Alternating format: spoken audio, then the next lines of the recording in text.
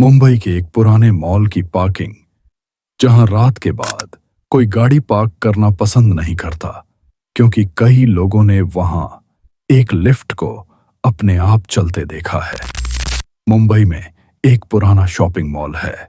दिन में वहां इतनी भीड़ होती है कि पार्किंग में जगह मिलना भी मुश्किल हो जाता है। लोग आते हैं, खरीदारी करते हैं और सब कुछ बिल्कुल सामान्य लगता है। लेकिन जैसे ही रात होती है, मॉल बंद हो जाता है और पूरा पार्किंग एरिया लगभग खाली पड़ जाता है।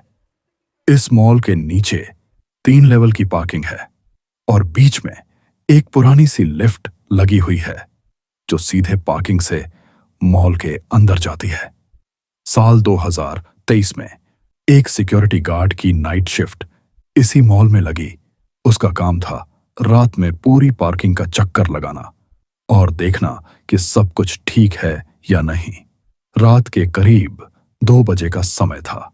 पार्किंग लगभग पूरी तरह खाली थी। सिर्फ कुछ हल्की हल्की लाइट्स जल रही थीं और चारों तरफ एक अजीब सी खामोशी थी। तभी गार्ड की नजर सामने वाली लिफ्ट पर पड़ी। लिफ्ट अपने आप नीचे आ रही थी। डिस्प्ले पर नंबर धीरे धीरे बदल रहे थे। 3, 2, 1। लिफ्ट नीचे आकर रुक गई और दरवाजा धीरे धीरे खुल गया। गार्ड थोड़ा हैरान हुआ।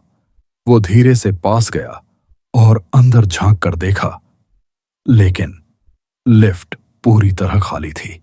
गार्ड ने सोचा, शायद सिस्टम में कोई तकनीकी गलती होगी। वो कंधे उचकाकर वापस अपने कमरे की तरफ जाने लगा। लेकिन कुछ ही मिनट बाद फिर वही आवाज आई। लिफ्ट फिर से नीचे आ रही थी।